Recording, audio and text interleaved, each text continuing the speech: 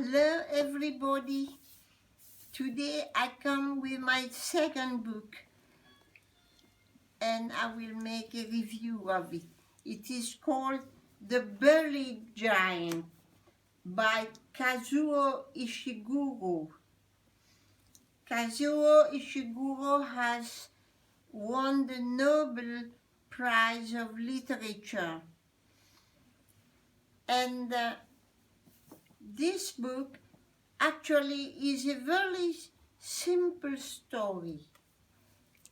It starts with an old couple who is in their chamber, in their room, in the hills, and they live with other villagers.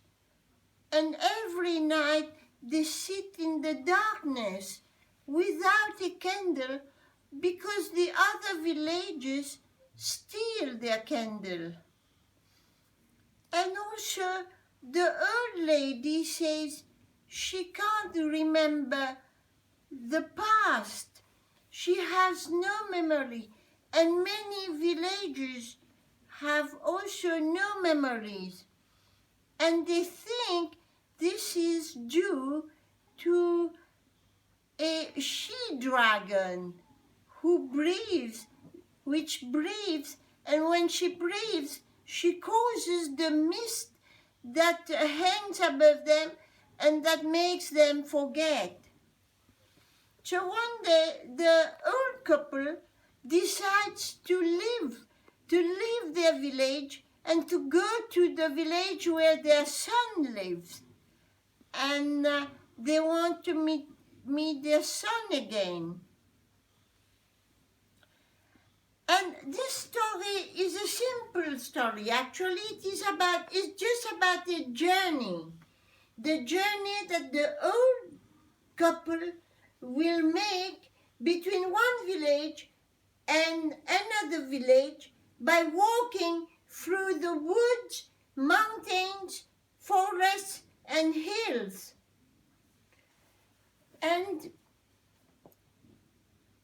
it is a very beautiful story because all along their journey you will see how tenderly the old couple loves each other through very tender conversations where they care about each other and they walk by holding hands with each other and caring that they do not fall. There is also a hatred between Britons and Saxons. The old couple are Britons, and in the journey they meet with a warrior called Mr. Whiston, who is a Saxon, and they meet also a boy of 11 years old called Edwin, who is also a Saxon. And they are happy to go together on their journey, but at a certain moment, the hatred is so much between Britons and Saxons that Mr. Whiston tells Edwin, "You must hate your enemy to the end." And this question I'm happy that Kazuo Ishiguro gives to us, because Edwin answers, "Must I hate my enemy even though my enemy shows kindness?" And he also asks Mr. Whiston, "Must I hate the old couple who is so kind and loving?" So this is where does hatred end? Because between hatred and love, there is but a fine line.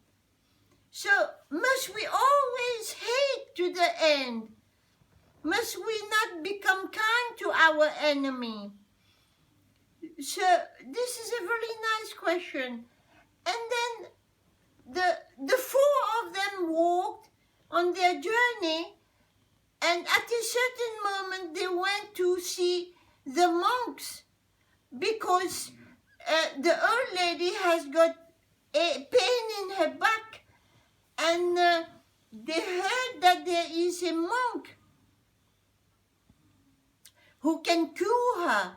So they went uphill, and finally they arrived at a monastery, and the monks looked after the old lady, but then they heard that the Saxons are coming, and they are the Saxons and the Britons are fighting in the plain, and they heard that the Britons, the soldiers, are coming for Edwin, who is a Saxon, and for Mr. Wiston.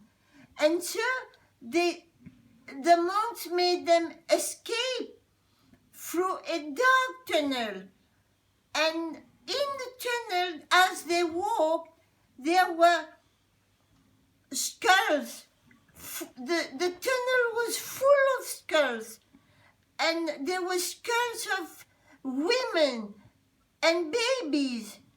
And in that sense, I find that the Saxons and the Britons have been savagely fighting wars, because they do not spare women or sick people or old people or children or babies.